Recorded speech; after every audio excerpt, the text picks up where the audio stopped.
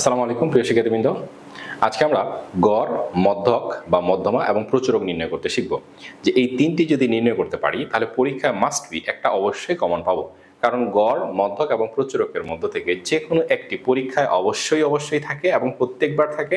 কখনো বা গড় মধ্যক, কখনো বা মধ্যক প্রচুরক, কখনো বা গড় মধ্যক প্রচুরক। তো মধ্যককে মধ্যমান বলা হয় বা মধ্যমানকেও মধ্যক বলা হয়। তো এই তিনটা জিনিসের মধ্যে থেকে যে কোনো একটা, দুইটা বা তিনোটাই পরীক্ষায় অবশ্যই আসে, অর্থাৎ এটা কখনোই মিক্স হয় না। তাহলে আমরা যদি এই ক্লাসটি করি তাহলে অবশ্যই উপকৃত হব এবং পরীক্ষায় 100% অন্তত একটা কমন পাবো। চলো আজকে আমরা গড়, মধ্যক বা মধ্যমান এবং প্রচুরক নির্ণয় করতে শিখি। তো প্রথমত আমরা প্রচুরক নির্ণয় করতে শিখি। তো আমাদের এখানে একটা তালিকা দেওয়া আছে, কিছু ছাত্রের নম্বরের বিন্যাস দেওয়া আছে, অর্থাৎ 20 থেকে 30-এর মধ্যে কতজন, 30 থেকে 40 এবং এই ছাত্র সংখ্যা দেওয়া আছে। তো আমাদের প্রথম প্রশ্ন হলো যে প্রচুরক নির্ণয় করো। তো আমরা প্রথমে গড় নির্ণয় করতে পারতাম, তারপরে মধ্যমা বা মধ্যক নির্ণয় করতাম, এরপরে প্রচুরক নির্ণয় করতাম। তো প্রচুরকটা হলো সবচেয়ে সহজ এবং ছোট, খুবই অল্প সময়ের মধ্যে হয়, এই জন্য আগে প্রচুরকটা করছি, তারপরে আমরা মধ্যক বা মধ্যমা নির্ণয় করব, এরপরে সবার শেষে শিখবো গড়। এবং গড়টা যে আমরা শিখবো এটা অবশ্যই সংক্ষিপ্ত পদ্ধতিতে শিখবো, কারণ ডিরেক্ট মেথডে সবসময় করতে গেলে সংখ্যা মানগুলো যখন অনেক বড় থাকে তখন সংখ্যা হিসেব করতে সমস্যা হয়, আমরা হিসেব করতে ভুল করি। এই জন্য আমরা যদি গড় নির্ণয় করি তাহলে সবসময় আমরা সংক্ষিপ্ত পদ্ধতিতে গড় নির্ণয় করব। সংক্ষিপ্ত পদ্ধতিতে যদি গড় নির্ণয় করি তাহলে আমাদের ভুল হওয়ার প্রবণতা কম, হিসাবে ভুল হওয়ার সম্ভাবনা তো নেই, এবং সংক্ষিপ্ত পদ্ধতিতে গড় আমরা যে কোনো জায়গায় ইউজ করতে পারবো এবং খুব সহজে এটা নির্ণয় করতে পারবো। তাহলে চলো আমরা আজকে প্রথমত প্রচুরক নির্ণয় করতে শিখি। তাহলে আমাদের এখানে কিছু ছাত্রের নম্বরের শ্রেণী দেওয়া আছে এবং সেই ছাত্র সংখ্যা দেওয়া আছে। তো প্রথমত আমরা প্রচুরক নির্ণয় করতে হলে এই তালিকাটা খাতায় তুলতেই হবে এমন কোনো কথা না, তুললে ভালো। তালিকাটা তোলা থাকলে এক্সামিনারে দেখতে সহজ হয় এবং তখন আমরা ভালো নম্বর পাই। আর তালিকাটা যখন আমরা তুলি না তখন এক্সামিনার প্রশ্ন খুঁজে দেখতে হয় যে প্রশ্নে আসলে কি ছিল সংখ্যা মানগুলো। এই জন্য অনেক সময় সে হলো যে সঠিক হওয়ার পরেও ফুল নম্বর নাও দিতে পারে। এই জন্য তালিকাটা আমরা অবশ্যই খাতায় তুলব। আর গড়, মধ্যক নির্ণয় বা গড় বা মধ্যমা নির্ণয়ের ক্ষেত্রে তো তালিকা তো অবশ্যই খাতায় আমাদেরকে অনেক কিছু হিসেব করতে হয়, তখন তো করতে হয়, কিন্তু প্রচুরক নির্ণয়ের সময় আমাদের সাধারণত তালিকা প্রয়োজন হয় না। কিন্তু তবু আমরা খাতায় যদি তালিকাটা তুলে দিয়ে করি তাহলে সবচেয়ে বেশি ভালো হয়, অর্থাৎ এক্সামিনারের খাতা দেখতে সুবিধা হয়, এই জন্য আমাদের নম্বর পাওয়ার ক্ষেত্রেও সুবিধা। তো এই জন্য আমরা খাতায় তালিকাটা তুলব। তো প্রথমত আমরা এই প্রচুরক নির্ণয়ের যে সূত্রটা আছে, প্রথমত সেই সূত্রটা আগে লিখি। তো প্রচুরক নির্ণয়ের সূত্র কি? প্রচুরককে আমরা MO, অর্থাৎ মোট, ইংরেজি হলো মোট, এই MO দিয়ে আমরা প্রচুরককে প্রকাশ করি। তো প্রচুরক নির্ণয়ের ফর্মুলা হলো L plus del 1 divided by del 1 plus del 2 into C। তো এই L কি, এটার সাথে একটু পরিচিত হই। এই L হলো প্রচুরক শ্রেণীর নিম্নসীমা। del 1 কি? সর্বোচ্চ গণসংখ্যা থেকে তার উপরের গণসংখ্যা যদি বিয়োগ করি তাহলে আমরা পাই del 1। যেমন এখানে সর্বোচ্চ গণসংখ্যা হলো 30, 30 থেকে যদি 15 বিয়োগ করি তাহলে যে সংখ্যা মানটা পাবো সেটা হবে del 1। del 2 কি? 30 থেকে যদি 25-কে বিয়োগ করি তাহলে যে সংখ্যা মানটা পাবো সেটা হবে del 2। আর C হলো ক্লাস ইন্টারভাল বা শ্রেণীব্যাপ্তি। শ্রেণীব্যাপ্তি কি? আমাদের যে প্রচুরক শ্রেণীটা পাবো সেই শ্রেণীটার শ্রেণী ব্যবধান কত সেটা হলো C। তাহলে এই সংখ্যা মানগুলো যদি আমরা বের করতে পারি আর এই সূত্রে বসাই তাহলে আমরা প্রচুরক নির্ণয় করতে পারবো। তাহলে আবারও বলছি, L হলো কি? প্রচুরক শ্রেণীর নিম্নমান বা নিম্নসীমা। del 1 কি? সর্বোচ্চ গণসংখ্যা থেকে তার পূর্বের শ্রেণীর গণসংখ্যা বিয়োগ করলে যেটা পাবো সেটা হবে del 1। আর সর্বোচ্চ গণসংখ্যা থেকে তার পরবর্তী শ্রেণীর গণসংখ্যা বিয়োগ করলে আমরা যে সংখ্যা মানটা পাবো সেটা হবে del 2। আর C হলো প্রচুরক শ্রেণী, শ্রেণীব্যাপ্তি। তাই প্রচুরক নির্ণয়ের ক্ষেত্রে সবার প্রথমে আমাদেরকে প্রচুরক শ্রেণীটা নির্ণয় করতে হবে। তাহলে প্রচুরক শ্রেণী আমরা কিভাবে পাবো? তাহলে এই প্রচুরক শ্রেণী নির্ণয়ের জন্য আমাদের দেখতে হবে যে প্রদত্ত সারণীতে আমাদের লিখতে হবে যে প্রদত্ত সারণীতে সর্বোচ্চ গণসংখ্যা। তাহলে প্রদত্ত সারণীতে সর্বোচ্চ গণসংখ্যা কত? এই সর্বোচ্চ গণসংখ্যা হলো আমার 30। তাহলে অতএব প্রচুরক শ্রেণীও হলো 30। তাহলে প্রচুরক শ্রেণী কত? এই যে 30 বরাবর যে শ্রেণীটা আছে এটাই হলো আমাদের প্রচুরক শ্রেণী।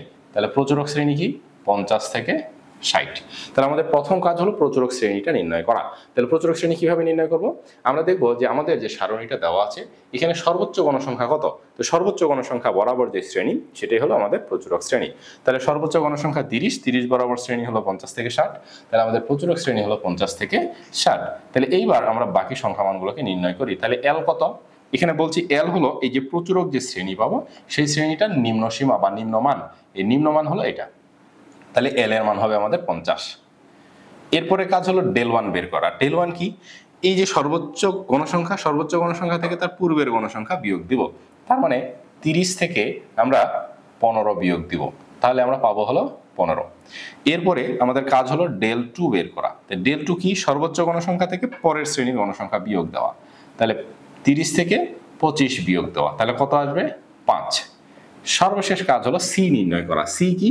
এই যে আমরা যে প্রচুরক শ্রেণীটা পেয়েছি, এই শ্রেণীটা শ্রেণী ব্যবধান কত? 50 থেকে 60, তার মানে শ্রেণী ব্যবধান হলো 10। তা আমরা পেয়ে গেছি। এরপরে আমরা লিখব যে আমরা জানি প্রচুরক এম সমান সমান L plus del one by del one plus del two into C. এখন আমাদের কাজ হলো মান বসানো। এল এর মান কত পেয়েছি? 50। ডেল ওয়ান কত পেয়েছি? 15। ডেল ওয়ান 15 আর ডেল টু হলো 5 গুণন 10, তাহলে 50। তাহলে উপরে হলো 15 আর 5 যদি যোগ করি তাহলে হয় 20 গুণন হলো 10। তাহলে এটা কাটাকাটি করতে পারি 2। 15কে 2 দিয়ে যদি আমরা ভাগ করি তাহলে আমরা পাবো হলো 7.5। 50-এর সাথে যদি 7.5 যদি আমরা যোগ করি তাহলে কত হয়? 57.5। এটাই হলো আমাদের প্রচুরক। তো এইভাবে আমরা খুব সহজেই প্রচুরক নির্ণয় করব। তো সর্বোচ্চ গণসংখ্যা যদি একটা দেওয়া থাকে তাহলে আমাদের প্রচুরক নির্ণয় করা খুবই সহজ। এভাবে আমরা প্রচুরক নির্ণয় করতে পারবো। তো কখনো কখনো সর্বোচ্চ গণসংখ্যা যদি 2টা দেওয়া থাকে, অর্থাৎ 30 যদি 2বার দেওয়া থাকতো, এখানেও দেওয়া থাকতো, এখানেও দেওয়া থাকতো, তাহলে সেটাকে বলে ডাবল মোড সমস্যা। তখন আমরা প্রচুরক কিভাবে নির্ণয় করব? তখন কিন্তু এই স্বাভাবিক সূত্র দিয়ে প্রচুরক নির্ণয় করা যাবে না। তখন আমরা যে সূত্রটা প্রয়োগ করব সেটা হলো যে প্রচুরক এম ও সমান সমান 3 into M E 2 into X bar. এর অর্থ হলো আমাদেরকে আগে মধ্যমান বা মধ্যক বের করতে হবে, সেটাকে 3 দ্বারা গুণ করতে হবে। এরপরে গড় মান বের করতে হবে, ওই সারণী থেকে গড় মানকে 2 দ্বারা গুণ করতে হবে। গুণ করে এই দুটা সংখ্যা মান যদি আমরা বিয়োগ করি, দেন যে সংখ্যা মানটা পাবো সেটা হবে প্রচুরক। তাহলে যদি সর্বোচ্চ গণসংখ্যা 2টা দেওয়া থাকে তাহলে সেটাকে বলে ডাবল মোড সমস্যা। তখন আমাদেরকে এই ফর্মুলাটা ব্যবহার করে প্রচুরক নির্ণয় করতে হবে। অর্থাৎ প্রচুরক নির্ণয় করার জন্য আমাদেরকে আগে মধ্যমা বের করতে হবে, গড় বের করতে হবে, মধ্যমার সাথে 3 গুণ করতে হবে, গড়ের সাথে 2 গুণ করে বিয়োগ করতে হবে। তাহলে যে সংখ্যা মানটা পাবো সেটা হবে প্রচুরক। আবার প্রচুরকের ক্ষেত্রে আরো দুটো সমস্যা আছে। সেটা হলো যে সর্বোচ্চ সংখ্যা মানটা যদি প্রথম শ্রেণীতে থাকে, এই জায়গায় থাকে, তাহলে কিন্তু আমরা ডেল ওয়ান বের করতে পারবো না।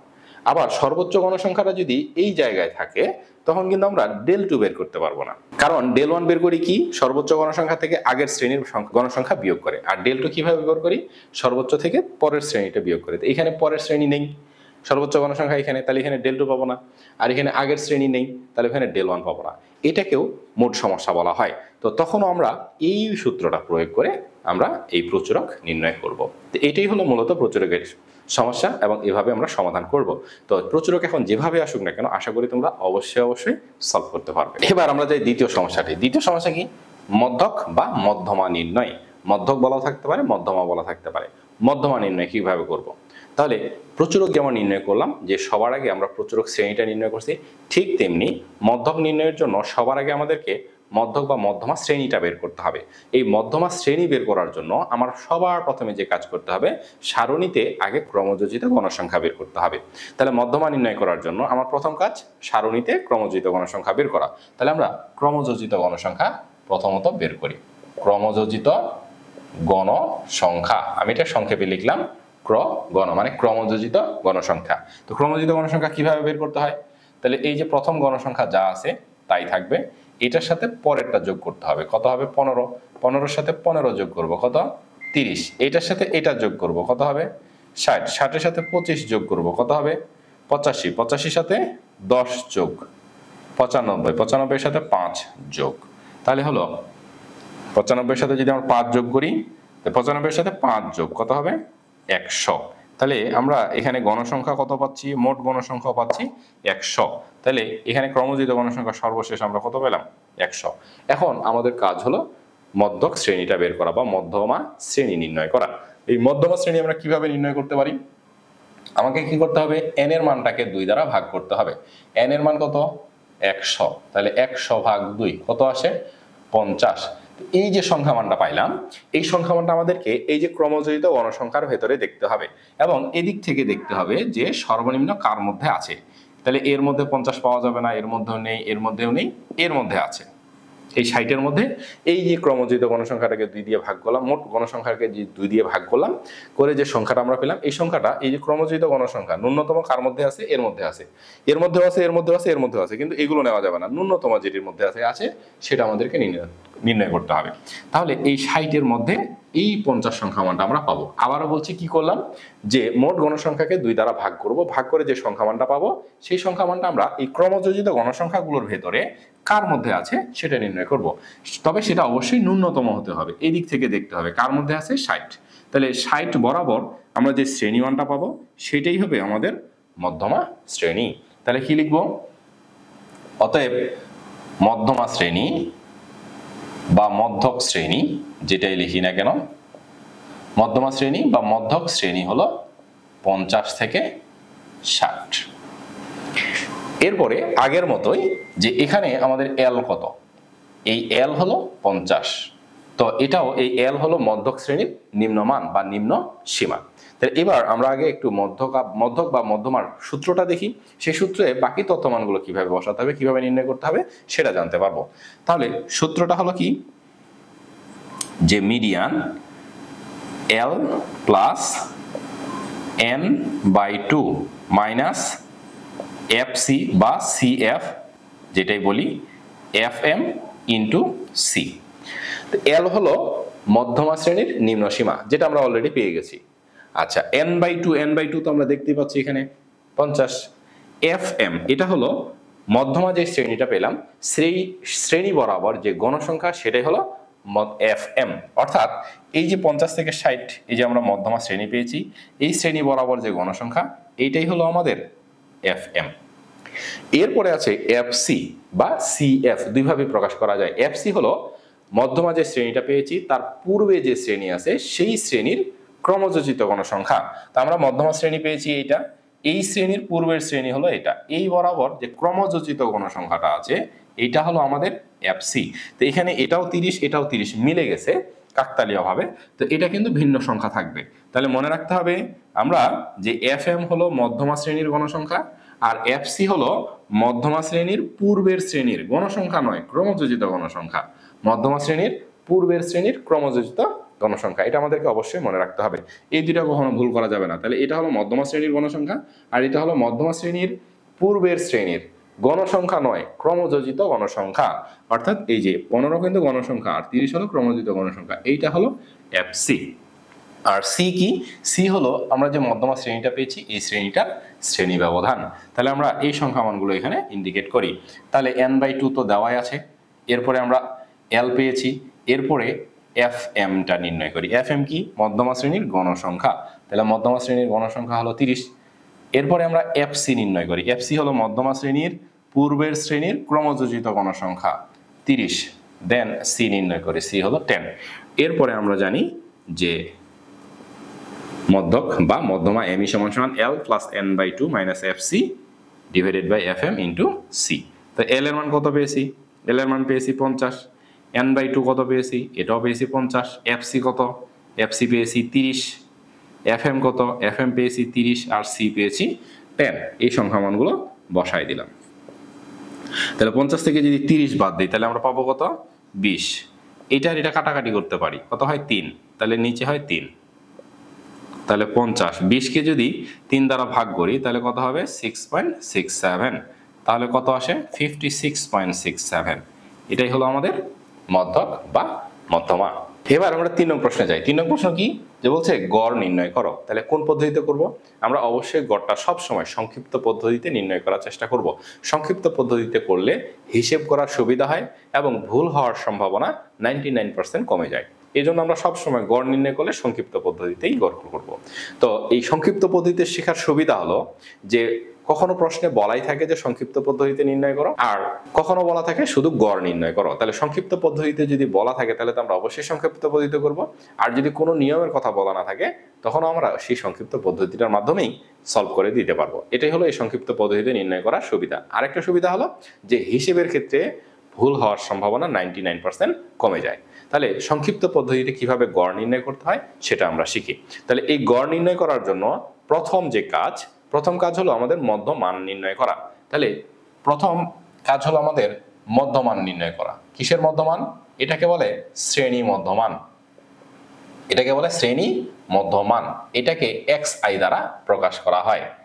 আর ছাত্র সংখ্যাটাকে প্রকাশ করা হয় fi দ্বারা, ফ্রিকোয়েন্সি বা গণসংখ্যা। তো মধ্যমান আমরা কিভাবে বের করব? এই যে শ্রেণীর সংখ্যা মান দুটো আছে, নিম্ন সীমা ঊর্ধ্ব সীমা, এই সংখ্যা মান দুটো যোগ করব, যোগ করে 2 দ্বারা ভাগ করব, ভাগ করে যে রাশিটা পাবো সেটাই হলো আমাদের মধ্যমান।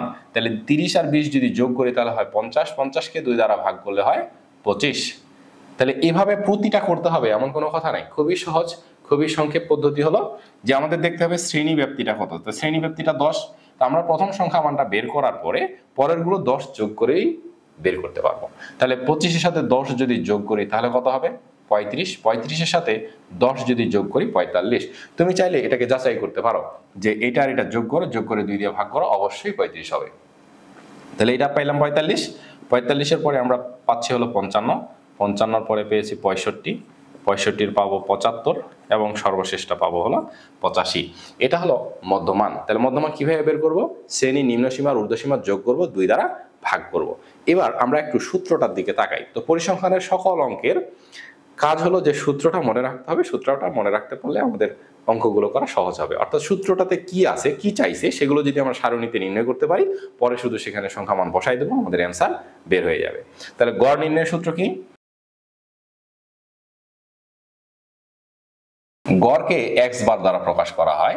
সংক্ষিপ্ত পদ্ধতিতে হলো a plus summation fi di divided by n into c। তো এই যে সামেশন চিহ্নটা, এটার কাছে আমাদের i ইকুয়াল টু 1 থেকে n লিখতে হয়। তো যদি আমি লিখতে ভুলে যাই সমস্যা নাই, এক্সামিনার নম্বর দিয়ে দিবে, অসুবিধা নেই। আর আমাদের যদি মনে থাকে তাহলে আমরা অবশ্যই i ইকুয়াল টু 1 থেকে n পর্যন্ত লিখবো। লেখার কারণ হলো যেখানে অনেকগুলো সংখ্যার সমষ্টি আছে, অর্থাৎ 1 থেকে শুরু করে n সংখ্যক পর্যন্ত সংখ্যার সমষ্টি আছে। এজন্য এই সামেশন চিহ্নের সাথে যেখানেই সামেশন চিহ্ন থাক না কেন, এই i ইকুয়াল টু 1 থেকে অবশ্যই n পর্যন্ত সংখ্যা মান আছে। তো এটা হলো গড় নির্ণয়ের সূত্র। তো এই গড় নির্ণয়ের এই a কি? এই a হলো একটা অনুমান ভিত্তিক মান, অর্থাৎ আমরা ধরে নিব। তো এর মানটা কিভাবে ধরে নিব আমি একটু পরে তোমাদেরকে সারণীতে দেখিয়ে দেব। f হলো গণসংখ্যা, n হলো মোট গণসংখ্যা, আর d হলো বিচ্যুতি মান। তো বিচ্যুতি মান সারণীতে বের করতে হবে। তাহলে আমাদের প্রথম কাজ হবে এই যে a নির্ণয় করা, এরপরে d নির্ণয় করা, তারপরে এই d এর সাথে এই f কে গুণ করে যোগ করা। আর c তো আমরা জানি এটা হলো শ্রেণীব্যাপ্তি। তাহলে কিভাবে এই সংখ্যা মানগুলো নির্ণয় করতে হয় আমরা জেনে নিই। তাহলে প্রথম কাজ হবে আমাদের a নির্ণয় করা। তাহলে a কিভাবে নির্ণয় করি? এখানে যে সংখ্যা মানগুলো আছে মধ্যমান, এই মধ্যমানগুলোর মাঝামাঝি একটা মানকে আমাদের a ধরে নিতে হবে। তাহলে 1 2 3 4 5 6 7টা, এখানে 7টা শ্রেণী আছে। তাহলে মাঝামাঝি মান হলো এটা, এইটাকে আমরা a ধরে নিব।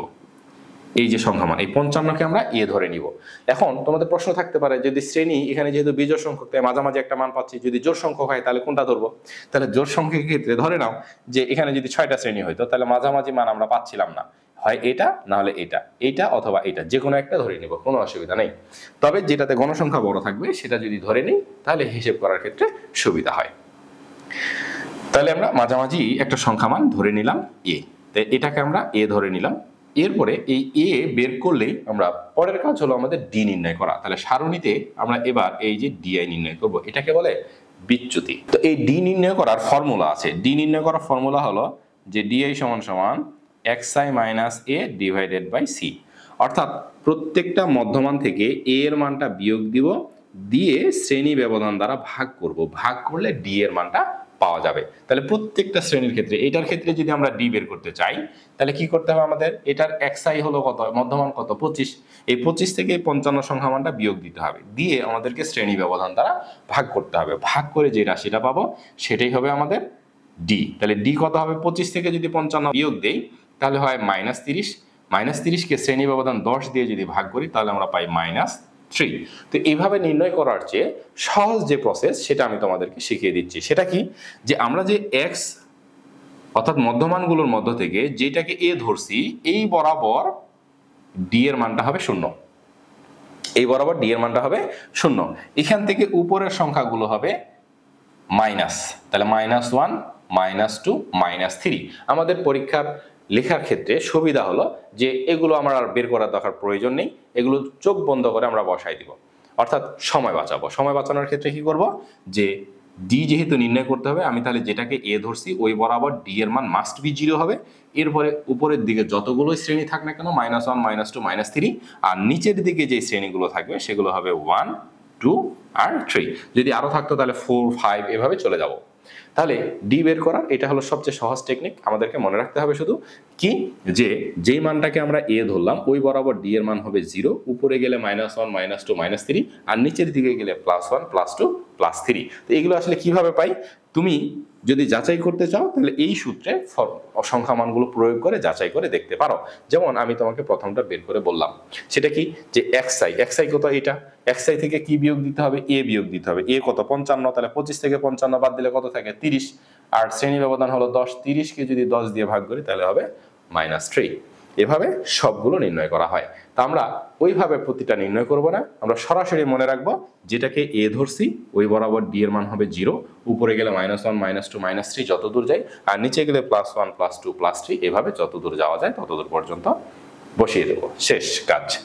এরপরে আমাদের যে কাজ সেটা হলো এই এফআই আর ডিআই গুণ করা, অর্থাৎ এখানে এফ আর ডি কি আকারে আছে, গুণ আকারে আছে।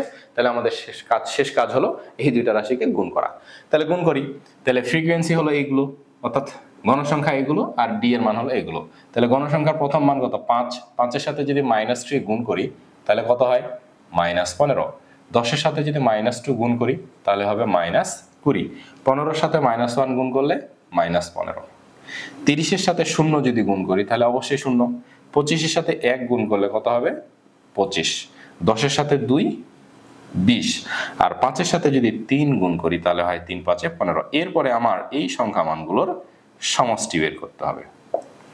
তাহলে এই সংখ্যা মানগুলোর সমষ্টি কত হবে, তাহলে যেগুলো যোগ আকারে আছে সেগুলো আগে যোগ করে নিব, যোগ করার পরে যেগুলো বিয়োগ আকারে আছে সেগুলো সেখান থেকে বিয়োগ দিব।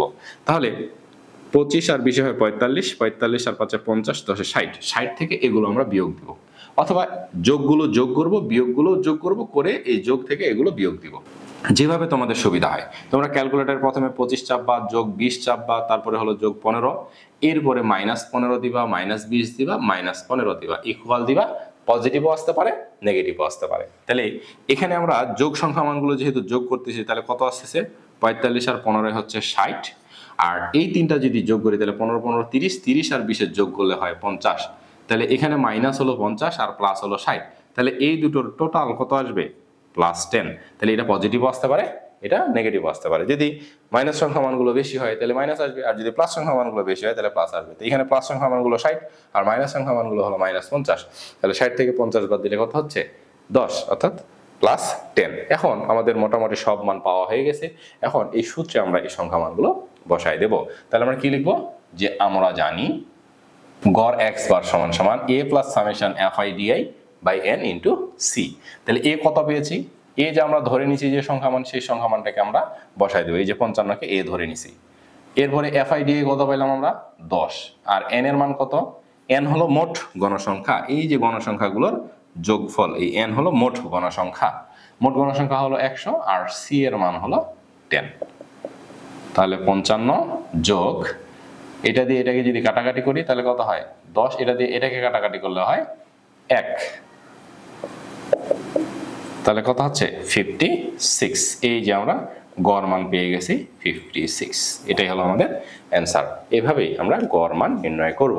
তাহলে আমরা গড় নির্ণয় করতে শিখলাম, প্রচুরক নির্ণয় করতে শিখলাম, মধ্যমান বা মধ্যক নির্ণয় করতে শিখলাম। তাহলে আমরা প্রথমত প্রচুরক নির্ণয় করতে শিখলাম, তারপরে মধ্যক বা মধ্যমান নির্ণয় করতে শিখলাম, এরপরে সর্বশেষ শিখলাম হলো গড় নির্ণয় করা, সংক্ষিপ্ত পদ্ধতিতে কিভাবে গড় নির্ণয় করা যায়। তাহলে আমরা অবশ্যই এই তিনটি ভালোভাবে প্র্যাকটিস করব, পরীক্ষায় অন্তত একটি কমন পেতে পারি, একাধিকও কমন পেতে পারি, অর্থাৎ গড় মধ্যক প্রচুরকের মধ্যে যে কোনো একটি তো অবশ্যই থাকবে, সেই সাথে গড় মধ্যক বা প্রচুরক মধ্যক, অথবা মধ্যক এবং প্রচুরক, অথবা গড় মধ্যক প্রচুরক, তিনোটাই থাকতে পারে। অর্থাৎ এখান থেকে আমরা একটা না একটা অবশ্যই কমন পাবো, একের অধিকও কমন পেতে পারি। তোমরা সবাই অবশ্যই এটা প্র্যাকটিস করে যাবে এবং পরীক্ষায় ইনশাল্লাহ কমন পাবে। তো সবাই ভালো থাকবে, সুস্থ থাকবে, আল্লাহ হাফেজ।